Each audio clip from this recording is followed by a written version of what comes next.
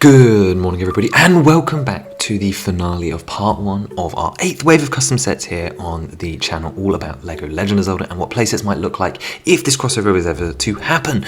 Now for the last 6 months or so we've been going through 10 sets based off Tears of the Kingdom, and don't worry, we are not done with this game, there are still 8 more to come. But given how long these things take to make, I would be remiss if I didn't use my work for a second video, and we're going to talk about everything that we've seen so far. So this is the sort of halfway wrap up while I get things ready, get a trailer ready for part 2, and just put some finishing touches on things. But it gives us a chance to go over some of the stuff that gets left out of the individual videos, as well as just talk a little bit briefly about all of them, and maybe encourage you guys to go back and check some that you didn't see, because all 10 of these have something to sort of show. So starting with the first one that we made, this was, I'm going to go by set order number, this was Z0069, the Aerocuda Ambush, and this set was based off the Rito quest line, the Rito original phenomena from Tears of the Kingdom, the intro dungeon, and while it didn't cover the Stormwind Arc, well, just quite yet, this was supposed to represent some of the tops of Mount Hebrew where all the Zonai Rito architecture had fallen, along with one of the little sky boats which started to head up. Now a couple of cool things about this one to mention is not only our wonderful construct figures which are making use of a brand new mold I designed for this wave, but also the ability to sort of almost pseudo customize the Rito architecture. Now a lot of the Zonai architecture in the game has a lot of unique and very sort of high fidelity patterns, and this was actually really hard to recreate in brick form. However, ever since the theme LEGO Dots ended, LEGO announced that they would be trying to include this method of play by arranging tiles in sets. The idea being here, of course, that all of these patterns are supposed to look vaguely avian, like the sections you see in game, but you could technically rearrange them however you liked because it's just quarter tiles on an arrangement, and create your own patterns, thus customizing the set. The other fun part about this set is, of course, it can be largely expanded and you can buy many of them, but we can come back to that later. Last cool thing about the boat is, well, it bounces. You know, these sails are springy in the game, and that can be recreated here so that you can bounce figures up into the sky, and that's making use of the piece that was introduced in one of the Mario waves in the summer, only a year or so back, and as you press down on it, it springs up and down. Really cool piece, really excited to see it used more, and well, this is one of those times. Next up was Z0070, this was Zora's Domain Muktarok Menace, one of the longer names, because if you imagine it in a full theme, it would be LEGO The Legend of Zelda Tears of the Kingdom, Zora's Domain Muktarok Menace.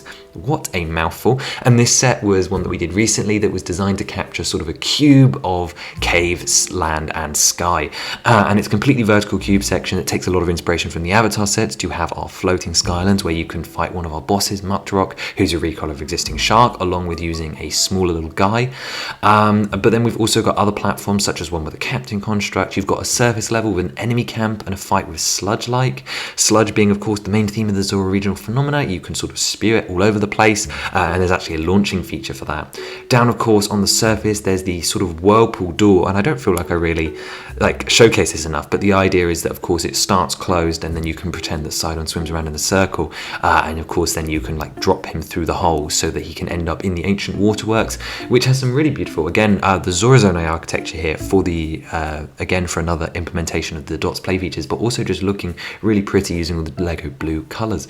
Around the back there were features like bombable rules. There was another tunnel with a gloom hand. Guys, these were in the with a gloom hand. These guys were actually in this wave, along with a couple of treasure chests and other features. But overall, this one's a little interesting. I feel like it is very dense and it's very good, but it does feel a little mock-like for what we do here. However, it's a really interesting concept, and I was glad to bring that to you guys, even if it's maybe not the most well executed. Next up was Z0071, the Depth-Defying Master Koga. This was obviously a small set designed to fight around, well, the fight with Master Koga. I'm going to really leave this one out because this one only just showed up on the channel, but if you're watching in future, of course, feel free to check it out. This one, the main draw is of course the figures, but also the ability to get Koga's car, just a small vehicle set, which is not something I get to say often about doing a Zelda custom wave of sets. Everyone always forgets that small sets are the most important at the pocket money boundary, and this one does everything it needs to. So a great inclusion with some really desirable figures such as Champion Tunic Link in a cheap and affordable way. Next up, Frog's Mining Encounter. This was Z072, and this one was all about the frogs, a really fun encounter that they added to the depths of the game. Now, balancing the wave between sky, land, and depths was a really interesting challenge over the 18 sets, and while you certainly haven't seen the last of the depths, this is the biggest one we've seen so far.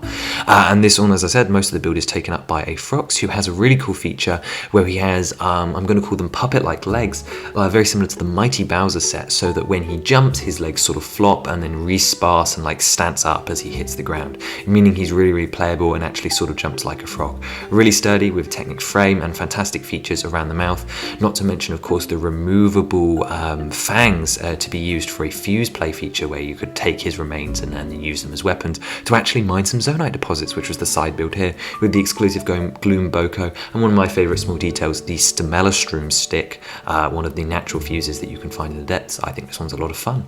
Z0073 was the King Leok encounter, my turn at a sort of mid-range dragon. This one to me has big vibes of the motorized ones, or I shouldn't say motorized, the mechanical hand crank dragons and birds that Harry Potter was doing, such as Hedwig, Fawkes and the Hungarian Horntail. Specifically West Talbot's Hungarian Horntail model here was a great inspiration. However, this Gleeok is very different from a lot of the mock ones you'll see online because this one is obviously designed around play first and foremost. He has a great scaled belly, 3 heads with all kinds of elemental activities. Of course you can remove the Gleeok horns as well, small little side build with some fire fruit, but my favourite feature here has to be the cloth wings that can flap up and down. First time we've had some large cloth elements included in the CSS, at least in a very long time. Next up was Z0074, the best set in this first part of the wave and the first one. I haven't seen the GSI since a while now, but this was the Great Skyland. This one's pretty perfect. This set, as soon as I finished it, I immediately loved it. I immediately have one of the islands and I'm just waiting for one part recolor before I will have the rest too. The only thing I would change potentially is to add a couple more food details. I feel like this would have been the place to include a Sunderlion, or along those lines maybe some more simple mushrooms, or to be honest, yeah, even like Dazzle Fruit or something, just more of like the variety of items that you have to cook within the game, because I feel like you have this cooking pot island and you don't really have anything to do with it. However, the figures here, I really like this figure selection. Having the new piece for the Flux construct really adds a whole load of play, and the fact that you can rearrange it into its 3 different forms is really smart. I really like how that turned out.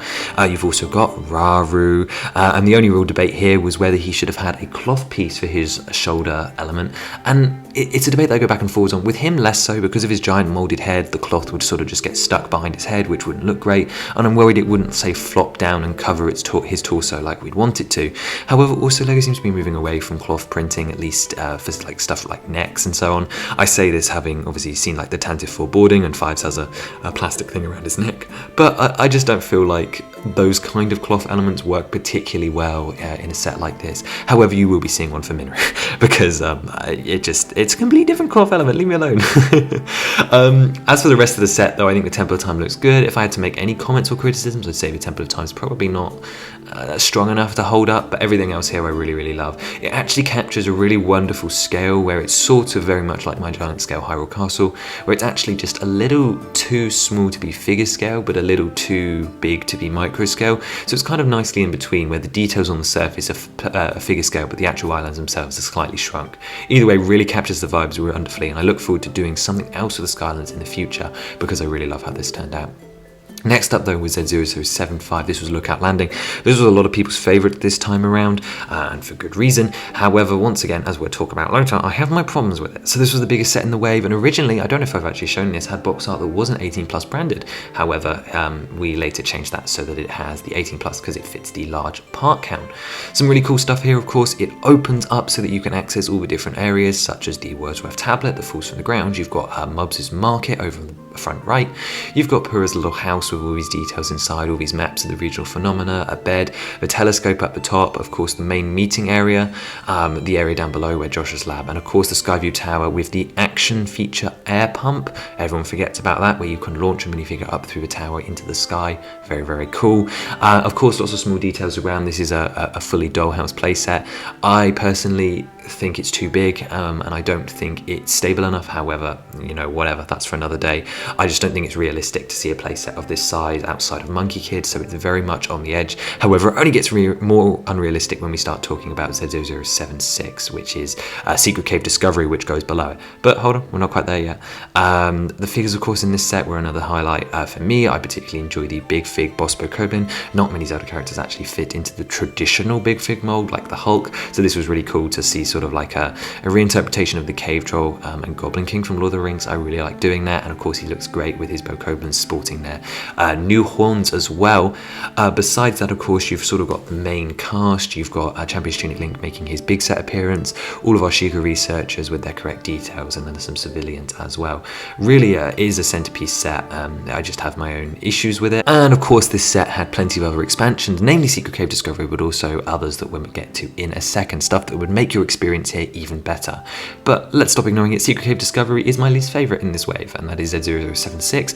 I like how much empty space it has, because empty space means place to play with figures, and actually I will hint it now, that empty space ominously fills into a feature that will be showing up in part 2. It's a holistic feature that applies to pretty much every set that you guys have not seen yet, and I look forward to sharing that with you. But that's my sort of back-end excuse for why Secret Cave Discovery is so empty. The real reason, of course, is that it had to be big enough to sit lookout landing on top of it and still open in the correct way, which meant it couldn't just be half and be floating like the Jabba's Palace Rancor pit combo, which this was really inspired by, so it does have a whole soft spot in my heart for combining sets like that. But some of my best details in this set, of course, you've got the emergency bunker down in the center, the Ascend feature, which actually does connect to lookout landing, and I really love this.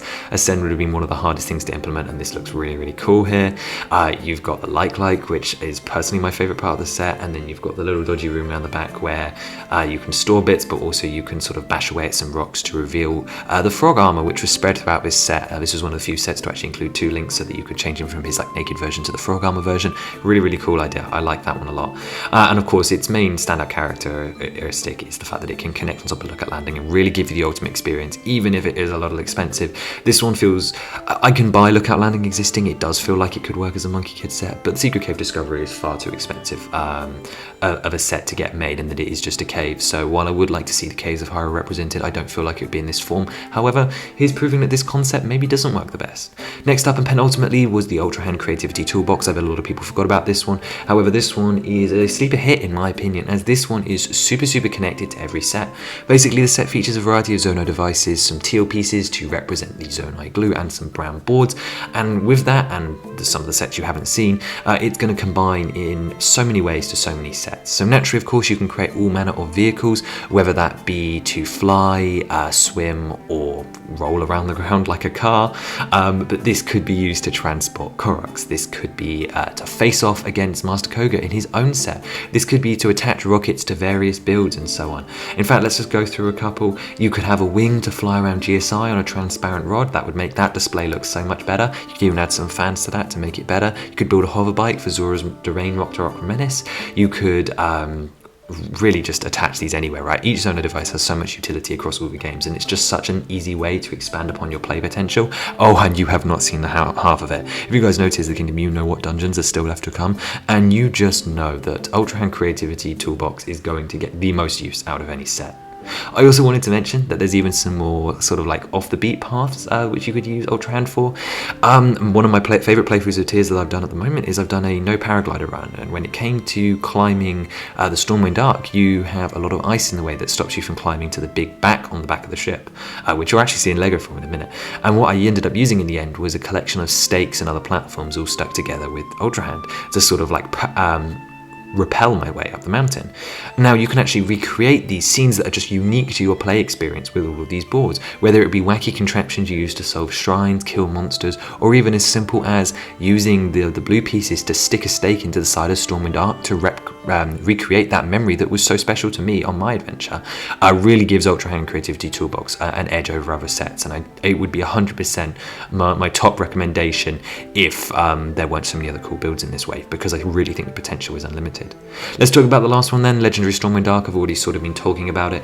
Really, again, I love this one. To me, this is my ode to classic pirate ships, and while I know it's a flying ship in the sky, I just really love how it looks, and I even think that non-fans of the game would really enjoy it. Of course, we have the paddle feature to make them rock backwards and forwards. We have the jail cell, the steering wheel, and not to mention Colgera. Now, I do have to make a correction here. Colgera is now built in real life, and while I can comfortably say that Colgera's body segments do support its own way, like it is on the box, it would not be able to connect into the center of the ship and emerge from there. Unfortunately, yeah, we were right, the weight wouldn't have done it. Now, of course, this wouldn't make it impossible. You would just need to sort of like triangle support it using, I don't know, like more transparent rods. However, that does not mean I'm going to retract the feature, because the idea of Colgera sort of lunging on the deck deck of the ship kind of adds an extra feature to that for me. Like, I think that's almost kind of cool. Like, there's stuff there, you know, like I think it could work. But yeah, regardless, I do have to mention that Colgera's body weight could unfortunately not support the standing directly upwards out of the core of the ship without further support, although it would not be hard to change that. A couple of last bits that I want to do before we talk about the combinations and I show you the really cool renders. I wanted to give the Captain Construct emitters, but I just didn't do it in the drawings. So let's like retroactively correct that. Let's say that in Zora's Domain Muck Rock Menace, that construct has a shock emitter, same printing as in Ultra Hand Creativity Toolbox, but it's on its hand. The constructs, of course, all have their bows. But then let's say that the Captain Construct on Stormwind Arc has a frost emitter. It's just another way to get those prints out there and make them more worthwhile for printing for Ultra Hand Creativity Toolbox. I just didn't do it in the renders, I guess because I'm lazy, so sue me for that one. And I've already mentioned about Roro's cloth elements as well, but that's going to be a reoccurring debate because there are a couple of other characters which you would think might be beneficial of cloth, I guess Ganondorf and so on. But no, I've decided to print them all apart from Minoru. So sue me there. Right, let's take a look at the set combinations. I mentioned Lookout Landing on top of Secret Cave Discovery earlier, but of course, additionally to that, you've got the banners in Lookout Landing, meaning that across the 4 region sets, and we've only seen 2 of them so far, each time you complete a regional phenomena, you get a new banner to put on the top. Of course, the 2 we have is the Zora banner from Muck Rock Menace and the Rito banner from Stormwind Arc, and you've been able to add these to the top of your Lookout Landing. It's just a little extra detail that doesn't do any harm if you own the separate sets, but if you do have it all together, you can recreate the idea that you're recruiting that race because you've saved them. So I really like that sort of combination feature. Additionally, Lookout Landing, there's Mub's Armor Shop, so you could put any of the wacky outfits that we have for Link on display in Lookout Landing if you wanted to have some other items that he could buy. This was shown in Secret Cave Discovery with the Froggy armor being the example, just because it was what was included in that set, but really you could do it with anything. Naturally, of course, the biggest one for this wave is the Secret Stones. It's been a huge part of how I've marketed it, and this was largely inspired by the Infinity War wave, where you could collect all Thanos' Infinity Stones. So we've only seen a couple so far. We've seen Roro's Stone of Light in Great Sky Island set. We've seen Sidon's Stone of Water and Tulin's Stone of Wind. And we actually have 5 more to see. Obviously, we've got Riju and Yunobo's, as well as Minoru Stones. But we also have 2 more, and that's, of course, Sonya's and Ganondorf's. So we will see those as we go through, but you will get your 8 secret stones. I mean, technically there's only 7, but you know what I mean, like one of them turns into another, so big deal, you know. You'll have your 8 secret stones by the time we're done with the wave, so we are indeed collecting them all, and that was a really unique mold that you get to include, and just looks special. It feels special, that's all it's supposed to be. There are a couple of other combinations which you didn't really mention though. Obviously, we're slowly building up a sort of collection of depth builds. I bring up this one and say not the Skylands because while there are other sky-based sets, they don't really sort of sit next to each other. Like GSI does not really fit with the Skylands in Zora's Domain Muck Rock Menace, so I'm not really talking about them holistically here. We will talk about the idea of the surface connecting at the end of part 2. However, for now, the one I want to bring up is the depths, because you have the Frog set and the Koga set, and there's at least one more coming, which sort of will complete a wider depth thing with all of the environmental builds. So far we've had bomb flowers, but none of the others, which is really cool. But you could create like the little forge being right next to where this frog is attacking the mining camp. It just sort of builds out a more lush environment, although it looks a little weak here. Don't worry, this will look significantly better with the 3rd set. Next up, of course, we have the Erakuda and Stormwind Arc combination. This one was heavily featured in the video, so I'm not going to spend too much time on it, but the idea that you could buy many of these little boats and put them around it, and don't say it's unrealistic. You know there are like collectors out there that just add expansion to expansion of expansion, and beyond that there's even people that will just buy hundreds of things to make it look realistic. So I still wanted to include it as an option. You forget that LEGO advertised buying 2 of the Lord of the Rings Black Gate sets, even though the one gate was included in the one set, so that just made no sense. Anyway, I'm getting sidetracked. Naturally, characters can also cross-pollinate between sets. This specifically goes for the constructs. Any of the constructs that you find across sets like Erakuda Ambush could of course go to Great Sky Island, and the Great Sky Island constructs could of course go elsewhere. Everyone knows that that is that Steward construct outside Lookout Landing, and he of course could come down to that set, and so on, right? You can move enemies and characters around so that they can fulfill different roles and like help support things. My favourite one example of this is to move people like Sidon and Tulin over to Lookout Landing with their banners. I think that's pretty cool. Of course, this will actually go further once we have part 2. We'll have the rest of the bosses. There'll be obviously some key missing characters from the main cast, and there's other locations that will help to like link together and so on. And as I mentioned earlier, there's that one holistic feature to do with one of our sages. We'll actually change the play loop of like half the sets in the wave, so I look forward to going through that with you. Quick category here then, I want to quickly run through every fuse combination that's been here. I keep mentioning it, but one of the play features that I wanted to make sure was included across this wave was the ability to take, well, accurate fuse parts from the games, and you'd be able to sort of, like Lego in a sense, connect them all together and add them to things so that you could, well, make your own fusions. It's a big part of the gameplay loop. So, of course, we have the construct horns, both soldiers and captain. This isn't a complete lineup yet. We have the enemy horn packs from the Tears of the Kingdom horn pack, which is what comes with every set with an enemy with this horn. We actually haven't seen most of these yet, so don't worry about that. But of course, all of these horns could go on weapons. We have shock fruit, fire fruit, and ice fruit, as well as bomb flowers. Technically, you have crystallized charges, zonite, and energy cells as well, like the energy charges. Technically, you can fuse these to weapons. Don't know why you would, but you can do it here. We have Frog's fingernails and fangs from the Frog set. We have the Stamella shroom as well, same place. The Gleeok horns, the bright blooms, rock on stick, and like bright cat mushrooms. All from the Secret Cave Discovery and Lookout Landing, and the apples from Lookout Landing, as well as Boss Bow Koblin horns and Horoblin horns. We have any Zono devices, but this one specifically goes for the emitters. The emitters are all designed in a way where you could attach them to shields or swords, so you have your full range of motion there.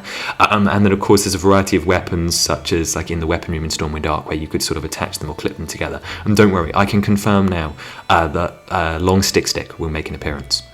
Also, should just bring it up now, Colgara's Jaw. Muckrock doesn't drop anything, but Colgara's Jaw can indeed be fused, and this will go for the other bosses as well. They will have their boss fusions available to you.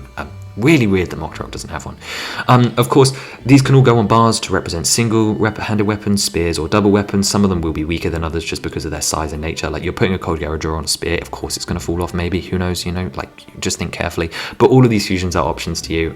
There's technically 2 others. The Aracuda wings and Gleeok wings are both featured in sets, but would be harder to attach to the weapons or won't look as accurate, so they're not specifically advertised, but yes, technically you could do it. Specifically the Gleeok wings, you would want to change it for like the spike elements on the wings rather than the cloth, and the Gleeok wings, I'd recommend using the Gleeok foot instead, but the point is it's still there. Okay, now let's talk about figures.